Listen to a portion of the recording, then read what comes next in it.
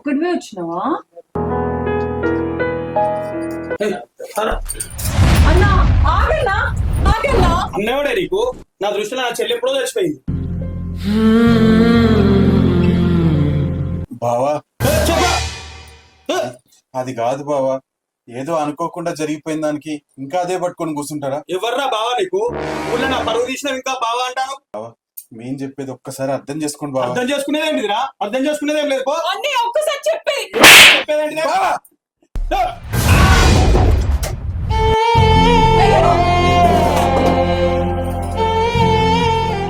అన్నయ్య నువ్వు అసలు మనిషివేనా?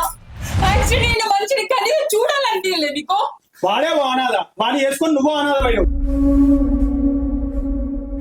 కానీ మా ఇంటి మొక్కలు కానీ మా పిల్లల మొక్కలు కానీ తెచ్చుంటే మర్యాద మంచిగా ఉండదు ఇంకోసారి.